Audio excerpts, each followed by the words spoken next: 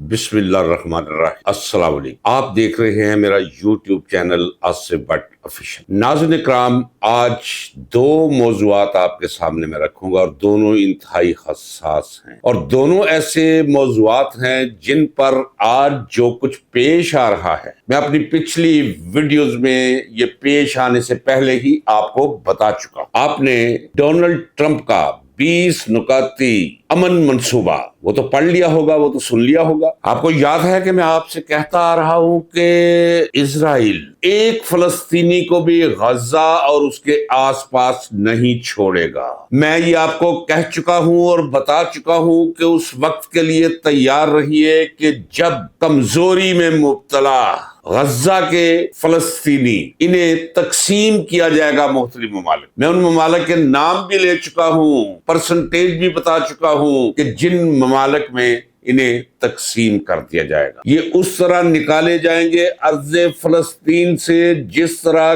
कभी सैकड़ों बरस हुकूमत करने के बाद मुसलमानों को हिस्पानिया से निकाला गया था। जो बाकी रह गए थे या तो उन्होंने क्रिश्चियनिटी ईसाइयत कबूल कर ली थी, एक मुसलमान भी नहीं बचा था पूरे हिस्पानिया। उसे पेश नजर रखिए उस वाक्य को और आप इधर ध्यान रखिए इजराइल और फलस्तीनियों। नाज़रीन इकराम, 67 में जब इजराइल अरब जंग हुई उस वक्त शऊर की हदों को मैं छू रहा था। वो सारी गुफ्तगू सुना करता था, रेडियो पे हम बैठ जाया करते थे उस जंग के बारे में। क्या आपको इल्म है कि उस वक्त ये सारी गजा की पट्टी, ये मगरबी किनारा, ये मशरकी इजराइल, ये गोलान हाइट्स, ये कुछ भी इसराइल के पास नहीं था। गोलान हाइट्स सीरिया के पास और आज जिसे इजराइल ये कहते हैं इसका मशरकी इलाका सारे का सारा, जिसमें बैतुल मकदस भी है या मुकद्दस और जिसमें दीवारे गरिया भी है, ये भी सारे का सारा फलस्तीनियों के जेरे नगी था, मुसलमानों के जेरे नगी था। उस वक्त भी ऐसी ही बातें की गई थी जब जंग रुक के इजराइल अब इसके बाद कोई तोसी पसंदाना अकदामात नहीं करेगा, बस जहां तक है वहीं तक सिमट के रहेगा और बाकी बाद में अक़वामे आलम, अक़वामे मुत्तहिदा फैसला करेगी कि इनका मुश्किल कोई हल क्या करना। लेकिन 1967 के बाद से लेकर अब तक आप जरा ये देखिए कि कितनी कत्लो गारतगरी जारी रही, क्या क्या नहीं गुजरा फलस्तीनी बूढ़ों, बच्चों और जवानों पे। एक तवील कहानी है, बस इशारा आपके लिए काफी। आग बरसती रही और खून बहता रहा, भूख से बच्चे बिलकते और मरते रहे और पूरी आलमे इंसानियत देखती रही। ये अमन मंसूबा 20 नुकात, एक नुक्ता वो मैं आपको बाद बताऊंगा कि वो कौन सा ड्रॉप किया गया है। 21 नुकात थे इसके। वो जो आपके सामने आया है, यकीन जानिए कि ये सिर्फ आलमी राय आमा को थोड़ा सा ठंडा करने के लिए आया है। अज़ाइम वही है जो मैं आपको पहली वीडियोस में बता चुका हूं। इजराइल की नजर पूरे शाम पर है जिसे वो अपना इलाका समझता, तरीही तौर, नस्ली तौर, पूरे का पूरा आज का इजराइल, उर्दन का इलाका, लुबनान सारा, इस सारे इलाके पे उनकी नजर है। ये वो मुस्तकबिल है जो मैं आपको समझा रहा हूं, आपको दिखा रहा हूं और बतौर रैकेट कैमरे के सामने बैठ के मैं फिल्म बंद करवा रहा हूं। आइए पहले जरा ये देखें कि होने का जा रहा है, जो होने जा रहा है उससे पहले भी। नाज़रीन इकराम, मेरी ये गुफ्तगू ये आप समझ लीजिए कोई भी इसमें कोई इर्रेलेवेंट जुमला नहीं होगा, लेकिन जिस जगह भी मैं समझूंगा कि वजाहत जरूरी है मैं वजाहत करता चला जाऊंगा साथ साथ। मैंने अभी आपसे कहा कि आइए आपको बताऊं कि ये निकात है क्या, इनके अंदर कितना खौफ है, कितनी वहशत है, कितने गलीज किस्म के मंसूबे हैं अमेरिका और इजराइल के। लेकिन पहले इससे मैं आपको ये बता दूं कि अमेरिका और इजराइल के ताल्लुकात की नोयत क्या है। मैं कहता चला आ रहा हूं पूरे शऊर के साथ और फिर तहकीक करता चला आ रहा हूं मिडल ईस्ट के बारे में, मशरक़े वुस्ता के बारे में। जो पॉलिसी है अमेरिकन खारजा पॉलिसी का जो एक हिस्सा है, ये सारी की सारी ज्यूज के मातहत है, ज्यूज के कंट्रोल में है। अमेरिकन सदर पाबंद होता है, हाँ आपस में डिस्कस जरूर करते हैं। यहूदी प्रोटोकॉल्स आपने शायद नहीं पढ़ी तो किताब जरूर लेकर पढ़िएगा, ये मैं एक रेफरेंस दे रहा हूँ, कोई हाली किताब नहीं। उस किताब से अब मामले बहुत आगे गुजर चुके हैं और बढ़ चुके हैं। नाज़रीन इकराम, डेमोक्रेसी, जमहूरियत सरमाए से चलती है, इसमें तो आपको शक नहीं। आप अपने मोहल्ले में देख ले, अपनी गली में देख ले, सरमाया चला रहा है। जिसके पास सरमाया नहीं उसका जमहूरियत के साथ कोई ताल्लुक। अमेरिकन जमहूरियत चलती है यहूदी सरमाए के साथ। मैंने पहले भी आपसे कहा है कि जरा ये देख देख लें कि मल्टी नेशनल्स कितनी हैं, कार्टेल्स कितने हैं, सिंडिकेट्स कितने हैं, उनमें से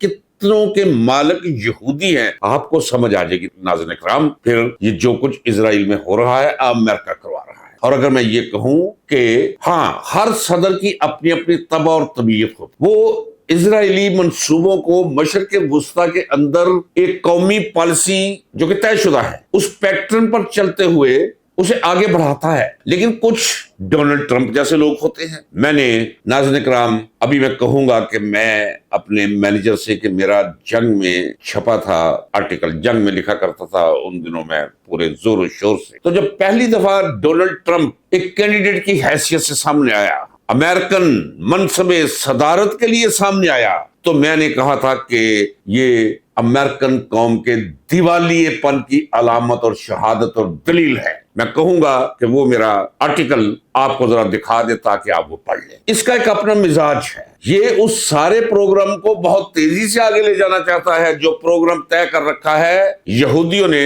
अमेरिकन को जिम्मा दे रखा है, अमेरिकन इंतजामिया को, एक इंतजामिया को नहीं, ये तसलसल है। इतनी बात की आपको समझ आ गई कि मशरक़ वुस्ता के बारे में जो भी खारजा पॉलिसी है अमेरिका की, वो बज़ाहिर तो आपको अमेरिकन सदर नजर आएगा। नेतन्याहू जो है वो खड़ा है इजरायली वज़ीर आज़म की हैसियत से, और आप समझते हैं कि ये 20 नुकाती अमन मंसूबा ये उसके जहन की या उसकी इंतजामिया की जहन की पैदावार है या उसकी मेहनतों और काविशों का ये नतीजा है? ऐसा हरगिज़ नहीं है नाज़रीन इकराम। जिस तरह यहाँ अदालतों को ISI की जैक ब्रांच फैसला लिख कर भेज देती है एक कप्तान के हाथ या सूबेदार मेजर के हाथ, इसी तरह इजराइल सदर की जेब में पर्चा डाल देता कि ले भी पढ़ इसे। वो पढ़ा गया है आज। 2 डाइस देखिए आपने। एक और अलमिया यहाँ दोहराता चला जो नाज़रीन इकराम, पहली दफा पाकिस्तान के अंदर टीवीज पर, PTV पर, तमाम स्क्रीन पर निजी चैनल्स जो हैं, नेतन्याहू की प्रेस कॉन्फ्रेंस दिखाई गई है। सुभान अल्लाह। अब आप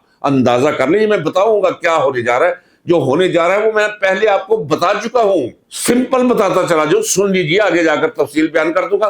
ये इब्राहिम अकॉर्ड पे दस्तखत करने जा रहे हैं। इब्राहिम अकॉर्ड पे दस्तखत करने का मतलब ये है कि बस अगला कदम जो है इजराइल के वजूद को तस्लीम करने जा रहे हैं। तो आइए, ताकि मौजू से हट ना जाओ, लेकिन ये भी जो दरमियान में मैं आपको बताता चला जाता हूं, ये इररिलेवेंट नहीं है नाज़रीन इकराम। अब ये है कि अमन मंसूबा क्या होगा, तमाम जो लोग मौजूद हैं उनसे हथियार वापस ले लिए जाएंगे। अब अगले चंद दिनों में एक बोर्ड ऑफ पीस, जैसे बोर्ड ऑफ डायरेक्टर्स होता है किसी प्राइवेट लिमिटेड कंपनी का, उसमें 6, 7, 8, 10, 12 जो भी होते हैं लोग बैठे होते हैं डायरेक्टर्स, एक बोर्ड ऑफ पीस उसका ऐलान किया जाएगा जिसका सरबराह होगा डोनाल्ड ट्रंप और उसका नायब होगा टोनी ब्लेयर, और उसमें बाकी जगहों से भी लोगों को लिया जाएगा जिनके बारे में कोई बताया नहीं गया कि वो कौन होंगे। वो जो भी होंगे वो एक बहुत बड़ा मजाक होगा अमन के नाम पर, अमन मंसूबे के नाम। ये बोर्ड जंगबंदी का ऐलान करेगा। जंगबंदी का ऐलान करते ही गजा की हुकूमत हो उसका चार्ज खुद संभाल लेगा। जरा गौर कीजिए, कौन चार्ज संभाल लेगा?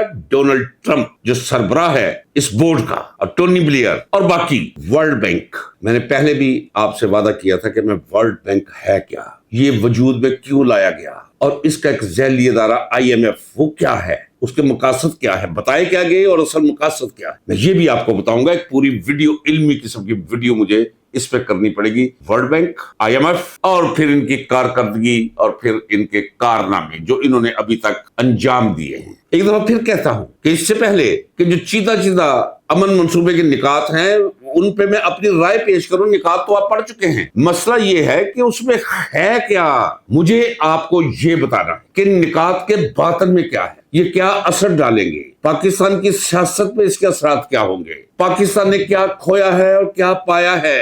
अमेरिका जाकर डोनाल्ड ट्रंप से मुलाकात करके वो मैं आपके सामने रखूंगा। इन्हीं निकात में से निकलेगा वो सारी अहमियत, सारी हैसियत, सारी औकात। लेकिन आपको याद है कि मैंने हमेशा बहुत शदीद तनकीद की है नजम सेठी पर, लेकिन नजम सेठी में एक बात है कि कभी कभी कुदरत उसे सच उगलवा देती है। उसने कहा है कि पाकिस्तान में जो कुछ इस वक्त हो रहा है, जो होने जा रहा है, जो हो रहा है वो भी मैं आपको बताऊंगा अपनी जुबानी। जो मेरी नजर में जो शक्ल बनती है वो आपके सामने। नजम सेठी ने कहा है कि इस वक्त अलमिया ये है कि बहुत बुरा होने जा रहा है, लेकिन कोई कौमी लीडर नहीं है जो यहां खड़ा हो सके, जो इस बोझ को, इस दबाव को, اس فشار کو برداشت کر سکیں اور ملک و قوم کے حق میں جو بہتر ہے اسے زبان دے سکیں۔ ساتھ ہی اس نے کہا ہاں 100 اختلاف ہو سکتا ہے عمران خان سے، لیکن عمران خان میں ایک چیز تھی، یہ نجم سیٹھی کہہ رہا کہ وہ امریکہ کو بھی وہ کچھ نہیں سمجھتا تھا، وہ قومی معاملات، وہ اسرائیل کو بھی نہیں سمجھتا۔ اگر اس وقت وہ ہوتا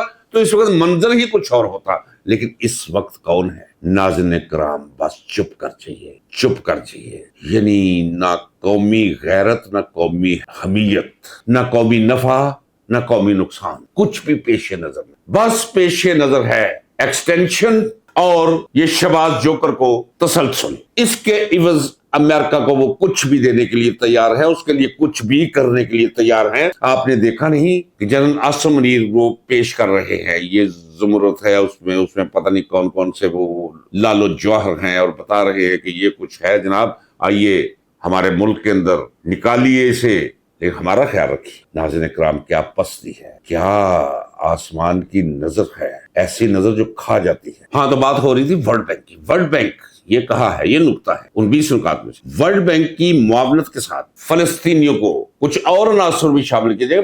بڑی عجیب و غریب قسم کی یہ نکات، کچھ چیزیں تو ایسی ہیں کہ بس آپ چپ ہی کر دیجیے۔ فلسطینیوں کو تربیت دی جائے گی، یعنی وقتی طور پہ انہیں کہا جائے گا کہ آپ ہتھیار پھینک دیں، یہ بورڈ آف پیس ہے، یہ ورلڈ بینک آپ کے یہاں آ گیا ہے، اب آپ کے جو دیواریں ٹوٹی ہیں، مکان ٹوٹے ہیں، وہ بنے گی، یہ ایک سائے آف ریلیف چاہیے۔ اور پھر یہ ہے کہ بورڈ آف پیس بھی ہوگا، غزہ میں اسرائیلی فوج موجود رہے گی جناب والا، اس کی مرحلہ وار واپسی ہوگی، کوئی وقت کا تعین نہیں کیا گیا، 6 ماہ میں ہوگی، 6 سال میں ہوگی، یا 60 برسوں کے اندر ہوگی، یعنی ان سے گوبھی اور آلو چیرنے اور چھیلنے والی چھری تک واپس رکھوا لی جائے گی، غیر مسلح کر دیا جائے گا تمام فلسطینیوں کو، اور فوج وہاں موجود رہے گی۔ اور پھر یہ کہ حماس کو قریب نہیں لگنے دیا جائے گا، حماس کا کوئی عمل دخل نہیں ہوگا، حماس فریق، اور حماس کو بخشا بھی نہیں جائے گا۔ یعنی پھر ایک جنگ، اسے جنگ تو نہیں کہہ سکتے، یعنی دہشت گردی، عالمی دہشت گردی، جس کا شکار کرنے کی کوشش کی جائے گی مسلمانوں کو، حماس والوں کو، جو آزادی فلسطین کی جنگ لڑ رہے ہیں۔ اور ایک عبوری حکومت، یہ سارے ٹوٹکے ہیں، جعلی پن ہے، ایک عبوری حکومت جس میں فلسطینی بھی شامل ہوں گے اور پوری دنیا ماہرین یعنی ٹیکنوکریٹس اس کا حصہ بنائے جائیں گے۔ وہ کون ہوں گے اس کا قطعی طور پہ کوئی ذکر نہیں کیا گیا، لیکن میں تصور کر سکتا ہوں وہ کون ہو، جس کا اگر ذکر کروں تو کہیں اور نکل جائے گا۔ ابھی صرف ہم نکات پہ رہتے ہیں۔ چلیے یہ اہم 20 نکات میں پورے تو ڈسکس نہیں کر سکتا، اہم جو ہے وہ میں نے کر دی۔ ہر نقطے کے اندر جو میں نے ڈسکس کیا ہے اس میں ابہام رکھا گیا ہے کہ وہ کیا ہوگا، کیسے ہوگا، کب ہوگا، یہ سارے کا سارا ابہام موجود ہے۔ ہوگا کیا؟ وہی ہوگا جو میں آپ سے کہتا چلا آ رہا ہوں۔ اگر پوری مسلم امہ اٹھ کر نہ کھڑی ہوگی، یہ کون سی مسلم امہ؟ یہ مشرق وسطیٰ کے، یہ بحرینی، یہ قطری، یہ دبئی والے، یہ ابوظہبی والے، ان سے آپ توقع کرتے ہیں؟ کسی نے پوچھا متحدہ عرب امارات والوں سے، دبئی کے سو کالڈ وزیر خارجہ سے پوچھا، اس نے کہا جی دبئی جو ہے وہ پوری دنیا کا مرکز بن گیا ہے کاروبار کا، اس کے کاروبار کا دار و مدار امن پر ہے، یہاں امن ہوگا تو لوگ کاروبار، سرمایہ ادھر آئے گا، آ رہا ہے سرمایہ۔ تو اس نے کہا اس وقت تک یہاں امن قائم نہیں ہو سکتا جب تک اسرائیل کے ساتھ مشرق وسطیٰ میں ہمارے معاملہ ٹھیک نہ ہو۔ یعنی یہ وہ ساری عیاشیاں اور حرام زدگیاں جاری رکھنے کے لیے دبئی کے اندر سب چوروں اچکوں اٹھائی گیروں کا مال وہاں جمع کرنے کے عوض یہ اسرائیل کو تسلیم کرنے کے لیے تیار ہیں، اسے آگے بڑھاوا دینے کے لیے تیار ہے۔ معاہدہ ہو چکا ہے یو اے ای کا اور آپس میں اردن کے ساتھ معاہدہ ہے اس کا مشترکہ دفاع کا اسرائیل کے ساتھ۔ اندازہ کر لیجئے یو اے ای کے اندر سب سے بڑی انویسٹمنٹ کی کمپنیز جو ہے وہ یہودیوں کی ہے، دڑا دڑ یہ سارے عربی بطاقے باندھے ہوئے وہاں انویسٹمنٹ کر رہے ہیں۔ آپ کدھر پھر رہے؟ یہ جو کہتے ہیں جی قطر سے معافی مانگی، کون سی معافی مانگی قطر سے؟ اس نے کہا کہ جی میں تو مارنے آیا تھا حماس والوں کو، آئی ایم ساری کے اگر وہ کوئی irrelevant لوگ بھی مارے گئے پھر حملہ کرے گا، وہ نہیں چھوڑے گا انہیں۔ ایک عجیب قسم کی صورتحال ہے، گنجلک سی اس وقت بالخصوص عالم اسلام کی۔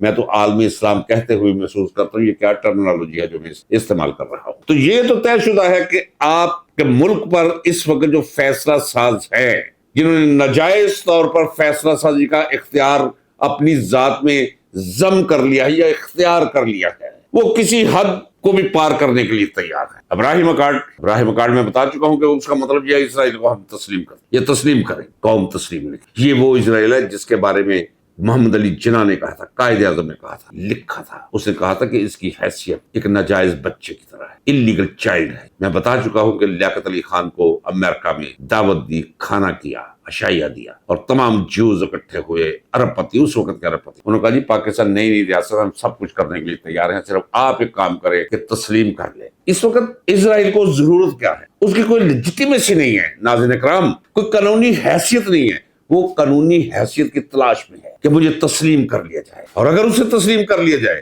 تو پھر وہ اپنے عزائم کو بڑی آسانی سے مختلف ہیلوں بہانوں سے ان کی تکمیل کر سکتا۔ عزائم اس کے کیا ہے وہ میں آپ کو کھل کر بیان کر چکا ہوں، پورا شام، پورا لبنان، پورا اردن، عراق کا بہت سا علاقہ، ایران پر حملہ، اس کے بعد پاکستان کی باری، یہ ہے اس کے مستقبل کے منصوبے۔ ناظرین کرام، یہ لکھ لیجیے اپنے دماغ کے صفحے میں جو میں کہہ رہا ہوں، یہ جو آج ہو رہا ہے، میں پہلے آپ کو بتا چکا ہوں کہ پاکستان تسلیم کرنے پر بالکل تیار ہے۔ عمران خان کو بس اندر رہنے، اس کے بارے میں نہ کچھ کریں، اس میں ہماری مدد کریں، 10 سال کی ایکسٹینشن لے لوں، 8 سال وہ اسی طرح جیسے پہلے انتخابات کروائے ہیں، بابا اس نظام کو، اس ہائبرڈ نظام کو، اس رذیل نظام کو، اس ذلیل نظام کو، پاکستانی عوام کے لیے اس گالی زدہ نظام کو قائم رکھنے کی ہمیں ضمانت دے دے، جو مرضی ہم سے کروا لے، ہم کرنے کے لیے تیار ہیں۔ منرلز لے جائیں، اسرائیل تسلیم کروا لیں، ہمارا تیل لے جائیں، گیس نکلے وہ لے جائیں، ہیرے لال جوہر لے جائیں، زمرد لے جائیں، جو جی چاہتا ہے لے جائیں،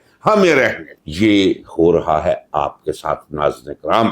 اور جو میں پہلے آپ کو اسی موضوع پہ، یہ چونکہ ایک ولاگ ہے، اب میں کتنا اس پہ بول، اس پہ میں مزید روشنی ڈالتا رہوں، چونکہ میرا خیال ہے ہر ایک دن چھوڑ کر دوسرے دن اب اسرائیل کے ٹاپک میں مجھے کچھ نہ کچھ کہنا پڑے گا۔ سنتے رہیے ناظرین کرام، آپ کا جاننا بہت ضروری ہے، انتہائی ضروری ہے۔ ایک تو کشمیر کے بارے میں آج کل ضرور جانیے کہ سیاست کے ساتھ آپ کو کوئی بھی، اور اپنے ملک کے ساتھ آپ کو کوئی بھی تعلق ہے، کچھ جاننا چاہتے ہیں، کشمیر کے مسئلے پہ نظر، بلوچستان کے مسئلے پہ نظر رکھیے، کے پی کے پہ نظر، اسرائیل کے معاملات پہ نظر رکھیے، یہ بہت ضروری ہے۔ کم از کم اس وقت آپ کا بیدار رہنا ضروری ہے۔ آئیے اب بلوچستان کی طرف۔ ابھی میری بلوچستان میں بات ہوئی اپنے دوستوں کے ساتھ، کیجولٹیز 21 کیجولٹیز ہوئی ابھی تک، 150 سے زیادہ لوگ زخمی ہیں، ان میں سے بالکل کوئی پتہ نہیں، ہر طرف کرفیو کا عالم۔ ایف سی کے قلعے پر حملہ کیا تھا، کنہوں نے؟ ناراض بلوچوں نے۔ میں ناراض بلوچ کہوں گا ہر قیمت میں، زبان کٹ سکتی ہے، جھوٹ کبھی نہیں اس زبان پہ آئے گا۔ آپ کہتے رہے کہ فتنۃ الہندوستان، میں کہتا چلا رہا ہوں، ہندوستان کی مدد بھی انہیں وایا افغانستان حاصل ہے۔ بھئی آپ نے ان کے ساتھ کچھ کیا ہے، انہیں تنہا چھوڑا ہے، ان پر ظلم کیا ہے، اور یہاں تک لے آئے ہیں کہ بھارت کی وہ مدد لے رہے ہیں۔ بھارت تو مدد کرے گا ان کی، کیونکہ سیاسی مسئلہ ہے، سیاسی مسئلے کو آپ سیاسی انداز میں حل کرنے کہ سارے دروازے بند کیے بیٹھے ہیں۔ آپ کہتے ہیں کہ یہ ہم سے بلوچستان لے لیں گے، یہ 2-2.5 ہزار لوگ، یہ 2-2.5 ہزار لوگ نہیں، پوری قوم، بلوچ اور بلوچستان میں رہنے والے پٹھان، ہزارہ، یہ سب ایک پیج پر ہے کہ اسلام آباد سے چھٹکارا، اپنی زمین کی حفاظت، اپنے زمین کے دفینوں کی حفاظت کرنا، منرلز کی، معدنیات کی ہم نے حفاظت، یہ سرداری اور حوالی نظام جو مرکز ہم پہ تھوپ دیتا ہے، اس سے نجات پانی ہے۔ تو میں جب بلوچستان پہ بات کرتا تھا، میں بار بار کہوں گا کہ میری ٹیم کے لوگ کہتے تھے سر ویسے ایسا نظر تو نہیں آ رہا، تو میں نے کہا نہیں، بہت خوفناک صورتحال۔ اب میری ٹیم اللہ سے دعائیں مانگتی ہے، ہاتھ اٹھا کے یا اللہ رحم کر بلوچستان پہ اور پاکستان پہ دعائیں کر، ساتھ یہ تسلیم کرتے ہیں جو میری آنکھ دیکھ رہی تھی وہ درست دیکھ رہی۔ یہ آج کچھ بھی نہیں، اس وقت چھپانے کی کوشش کی جا رہی ہے۔ ناظرین کرام، بلوچستان کی جو صورتحال ہے میں آپ کو بتا دیں، ہمارے فوجی قافلے ایک جگہ سے دوسری جگہ ٹریول نہیں کر سکتے، نہیں کرنے دیتے اگلے، کیونکہ علاقہ بہت بڑا ہے، بستیاں کوئی نہیں، کوئی پتہ نہیں کس طرف وہ بیٹھے ہیں ہوئے نشست مار کے۔ اور یہ بھی آپ کو بتا دوں کہ خفیہ رہ کر لڑائی کرنے والا ایک کمانڈو آدھے برگیڈ کے لیے اکیلا کافی ہوتا ہے۔ ناظرین کرام، یہ میں آپ کو بتا دوں، تو ابھی تعداد کمانڈوز، یعنی آپ کہہ لیں کہ ملیٹنٹ سٹرگل کرنے والوں کی وہ ہزاروں میں ہے، وہ لاکھوں میں ہو جائے گی۔ ناظرین کرام، کیا بنے گا؟ بہت برے حالات، کچھ ضرورت نہیں ہے۔ ہاں، میں ایک چیز آپ کو کہتا ہوں، کوئی میرے ساتھ اختلاف کرے اپنی ناسمجھی کی وجہ سے تو کرتا رہے، پاکستان کو عالمی نقشے سے محو کرنے، ختم کرنے کا جو عالمی ایجنڈا ہے، جو ایکچولی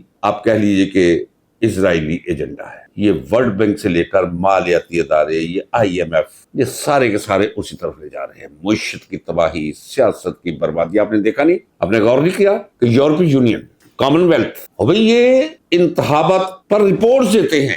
انہوں نے فیبروری 2024 کے انتخابات میں جو کچھ ہوا 100% درست رپورٹ انہوں نے تیار کی، لیکن رپورٹ دبا دی گئی کہ ٹھیک ہے یہ تباہی اور بربادی کی طرف مزید اسے آگے جانے دو اس ملک کو، کیونکہ ویسے تو یہ ختم نہیں ہوتا۔ میں کہہ چکا ہوں، ایک دفعہ نہیں 70 دفعہ کہہ چکا ہوں کہ وہ جو پر اسرار لوگ ہیں کمانڈ اینڈ کنٹرول کے، انہوں نے میزائل رکھے ہوئے ہیں ہر طرف کے، اگر کوئی چڑھائی کرے گا اپنا تو رہے گا کچھ نہیں، بٹن دبا کے برباد کر دو، نہ اپنا کچھ رہے نہ ان کا کچھ رہے۔ یہ امریکہ کو بھی پتا ہے، اسرائیل کو بھی پتا ہے، اور یہ بھارت کو بھی پتا ہے۔ یہ ایک خوبصورتی ہے، اسی لیے تو میں سلام کرتا ہوں ذوالفقار بھٹو کو، سلام کرتا ہوں میں ڈاکٹر عبدالقدیر خان، تجھے کروٹ خدا چین نصیب کرے، فرشتے تیری قبر پہ پھول کی پتیاں پھینکتے رہے، ایک سیکنڈ کا بھی اس میں تعطل نہ آئے روز قیامت تک کہ تو وہ انتظام کر گیا ہے۔ اور غلام اسحاق خان تو نے بھی کمال کیا، اور اس کا کریڈٹ وہ شخص جس نے مجھے سزائے موت، جس کے دور میں 9.25 سال بدترین قلعوں کی بدترین کوٹھریوں اندھیروں میں رہا، بالا حصار کے تہخانوں میں رہا، شاہی قلعہ کے خوفناک سیل میں 21 ماہ گزارے، بغیر پنکھے کے، بغیر کمبل کے۔ یہ پینسل کی طرح میں ہو گیا ہوا تھا، صرف ہڈیوں کا ڈھانچہ تھا، ہاتھ منہ پہ پھیرتے ہوئے مجھے اپنے آپ سے خوف آتا تھا، صرف ہڈیاں تھی، جیسے سکیلٹن ہوتا ہے وہاں لٹکا ہوا لیبارٹریز کے اندر ڈھانچہ۔ پھر سزائے موت دی مجھے، تو اللہ نے بچا لیا۔ آج میں بیٹھا اسے بھی خراج تحسین پیش کر رہا ہوں ناظرین اکرام، اس حوالے سے کہ اس نے جب روس آ گیا غلطی کر کے افغانستان میں، ترتھلی پڑ گئی امریکہ کو اور باقی ساری ویسٹرن ورلڈ کو، اور یہ تیل پیدا کرنے والے مسلم ریاستوں کو، سب نے منہ کھول دیے ڈالروں کے، اور اسلحے کا جو اخیر کر دی، جو پاکستان نے جو ہے وہ لے لی نشست، پہلی صف کی میں رہ کر جنگ لڑنے کا ذمہ لے لیا۔ ان کی مجبوری تھی کہ روس کے ساتھ جنگ جاری رہے، وہ صرف پاکستان کر سکتا تھا۔ پاکستانی آئی ایس آئی نے پوری بھرپور جنگ کی۔ اسی منظر کے نیچے جنرل ضیاء الحق ایٹمی پروگرام کو آگے لے جاتا گیا، اس حد تک اسے بھی خراج تحسین۔ باقی جو ملک کا وہ بیڑا غرق کر گیا وہ جانے اور اس کا خدا جانے۔ یہ انہیں پتا ہے کہ طاقت کے ساتھ پاکستان کو وہ ختم نہیں کر سکتے، نہ ہندوستان کر سکتا ہے، نہ اسرائیل کر سکتا ہے، نہ امریکہ کر سکتا ہے۔ مختلف بلائیں چھوڑ رکھی ہیں، اور ان کے ہاتھوں یہ جو اس وقت موجود ہے، جو کچھ کروا رہے ہیں، یہ پاکستان کا وہ مقدر یعنی خاتمہ، تباہی، نقشے سے محو ہونا، یہ ان کے ہاتھوں یہ تیز کروا رہے ہیں۔ آپ کا ملک ٹوٹ رہا ہے، آپ کا ملک ڈوب رہا ہے، آپ کا ملک برباد ہو رہا ہے۔ ایک شخص جو اٹھا تھا غیرت مند، عزت مند، سیدھا سادہ آدمی، ضدی، قلندر، تباہ کا سکندر، درویش آدمی، طاقتور آدمی، جو اس ملک کو سنبھال بھی سکتا تھا اور اس ملک کو ترقی کی شاہراہ پر لے کر بھی جا سکتا۔ آخری 2 جملے ناظرین اکرام، مجھے کومنٹس میں صرف آج یہ چاہیے کہ کیا میرے یہ جملے آپ کو یاد ہیں؟ کیا آپ کی سماعت نے یہ جملے میرے دہن سے، میری زبان سے یہ سن رکھے ہیں؟